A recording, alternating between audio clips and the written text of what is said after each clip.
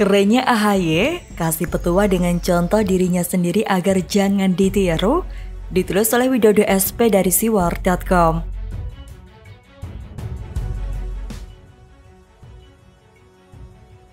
Tak seperti biasanya, setelah beberapa waktu tak kedengaran suaranya, Ketua Umum Partai Demokrat Agus Harimurti Yudhoyono atau AHY muncul di akun YouTube CSIS pada Senin 23 Agustus 2021 dengan langsung memberi petua-petua luar biasa. Dimulai dari pernyataan perlunya usaha meningkatkan daya saing bangsa membutuhkan keterlibatan seluruh generasi, termasuk generasi muda. Nah, saat menyinggung generasi muda inilah, AHY lantas memberi petua cukup bijak dengan berkata, "Muda berarti pantang menyerah dan tidak takut gagal, karena dalam setiap kegagalan ada pelajaran untuk bangkit dan besertanya ada peluang untuk menang. Anak muda tidak boleh dimanja, apalagi disiapkan karpet merah," kata AHY. Sampai di sini saja saya kutipkan pernyataan AHY, omongan yang langsung mengarahkan kita semua pada karpet merah yang digelar oleh Pepo SBY kepada anak sulungnya itu, tepatnya pada masa Pilkada DKI Jakarta 2017, di mana seluruh Indonesia tahu apa yang terjadi pada saat itu.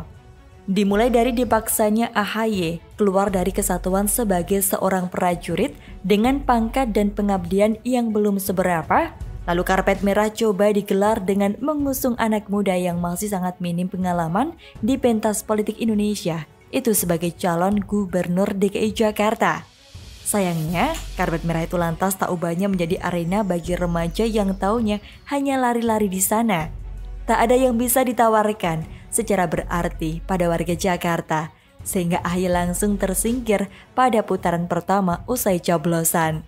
Publik pun mungkin hanya bisa mengingat aksi mosing dari Kakanda Ibas tersebut, yang sama sekali tak berguna bagi penguatan perolehan suaranya saat coblosan Pilkada DKI Jakarta 2017 silam. Hanya viral beberapa saat, itu pun diwarnai banyak sindiran dan tertawaan. Maklumlah, masih muda kok disuruh lewat karpet merah. Karpet merah berikutnya tentu terkait mendadak munculnya AHY sebagai ketum Partai Demokrat. Seolah-olah partai ini adalah partai keluarga dengan klan SBY dari Cikeas sebagai pemiliknya.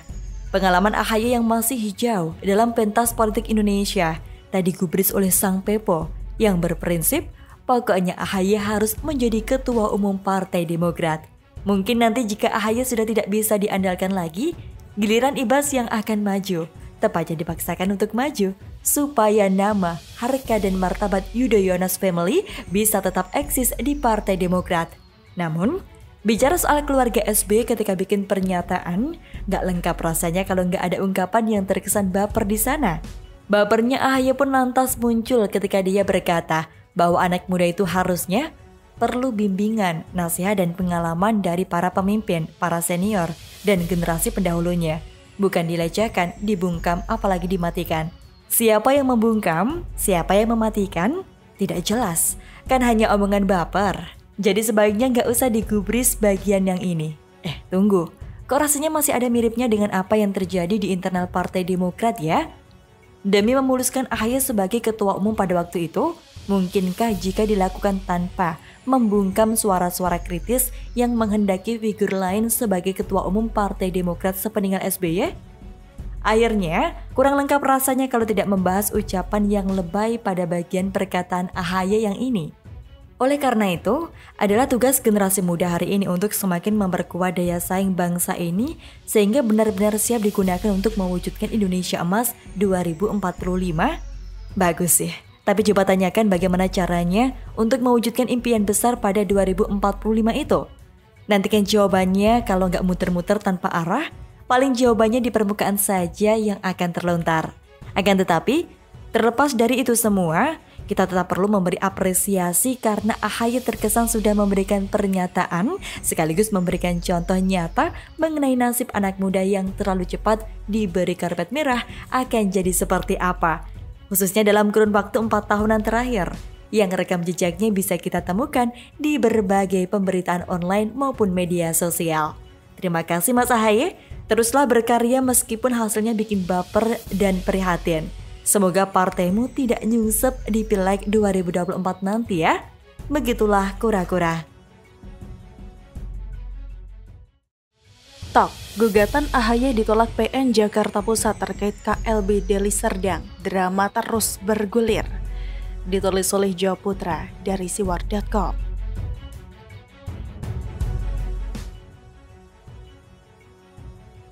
Drama kudeta di internal Partai Demokrat sepertinya belum berakhir. Ini menjadi isu panas yang akan diberitakan oleh media mainstream dan online yang bisa saja menjemukan.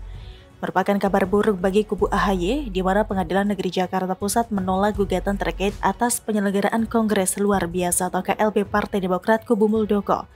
Kubu AHY menggugat 12 anggota Kongres termasuk Marzuki Ali, Joni Amarbun, Max Sopacua, dan Darmizal karena perbuatan melawan hukum terkait KLB yang tidak sah.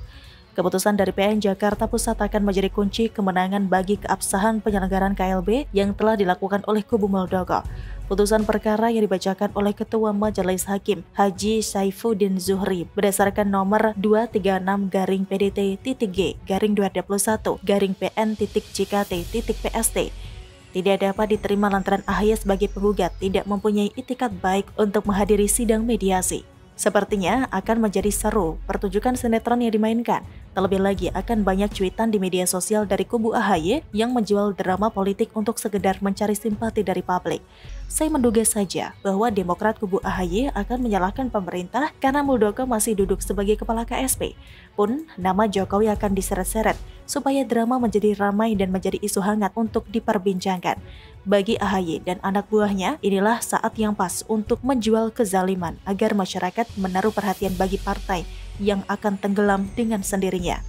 Juru bicara DPP Partai Demokrat dari kubu Muldoko yakni Muhammad Rahmat memberikan apresiasi terhadap putusan tersebut. Dengan begitu, maka tuduhan dari kubu AHY terhadap KLB Deli Serdang yang tidak sah menjadi tidak terbukti. Artinya, DPP Partai Demokrat hasil KLB Deli Serdang juga sah secara hukum.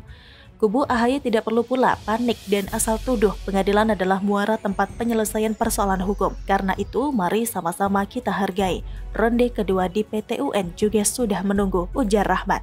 Ya, sudah tepat bahwa kubu AHY tidak perlu panik dengan keputusan ini. Sebab Rahmat berkeyakinan bahwa Partai Demokrat yang dikuasai SBY dan keluarganya telah menabrak konstitusi karena ADART Partai tahun 2020 dibuat tanpa persetujuan anggota pada acara Kongres. Alasan kuat kubu Muldoko membuat KLB tandingan di Deli Serdang sebenarnya sebagai bentuk protes karena terpilihnya AHY sebagai Ketua Umum Partai Demokrat. Para mantan kader senior yang berseberangan dengan kubu CKS menggarisbawahi bahwa akta pendirian partai yang telah disepakati menyatakan SBY bukanlah pendiri partai.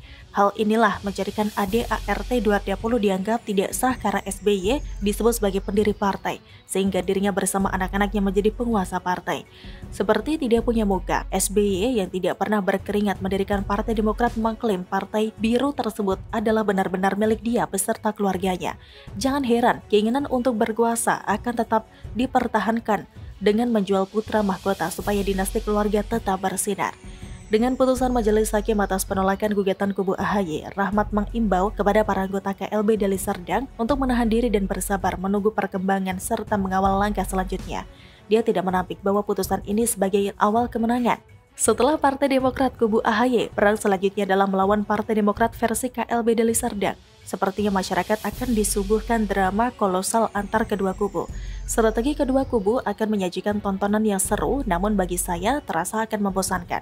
Tema playing victim akan tetap ada pada alur ceritanya, tapi terus terang saya akan tetap menjagokan kubu Muldoko yang akan menjadi pemenang. Semoga dengan pemberitaan ini masyarakat tidak terbawa dengan segala drama yang mereka mainkan. Kita tahu bahwa Demokrat paling piawai memainkan drama politiknya. Mantan pengurus senior PD, Max Sopacua, juga menanggapi ditolaknya gugatan AHY dengan mengucapkan syukur dan terima kasih kepada Majelis Hakim. Dia pun percaya bahwa KLB Deli Serdang tidak melanggar hukum. Kita lihat bagaimana tanggapan kubu AHY atas keputusan ini. Kedewasaan AHY dalam berpolitik akan diuji dalam kasus ini. Jangan sampai membuat drama seperti sebelumnya bahwa Jokowi ikut campur tangan dalam masalah internal mereka. Adu kekuatan antar mayor dan jenderal untuk menguasai Partai Demokrat akan menjadi laga yang seru. Tapi harus diingat, pandemi belum berakhir. Jangan sampai kita mengabaikan imbauan pemerintah untuk tetap waspada terhadap wabah COVID-19. Biarkan Partai Demokrat menyelesaikan masalah internal mereka. Jangan terlalu fokus dalam pusaran drama politik yang akan ditampilkan. Tetap menjaga protokol kesehatan dan melakukan vaksinasi lebih penting untuk membantu pemerintah melawan perang terhadap wabah COVID-19. Demikian kira-kira kata kura-kura. Bagaimana menurut Anda?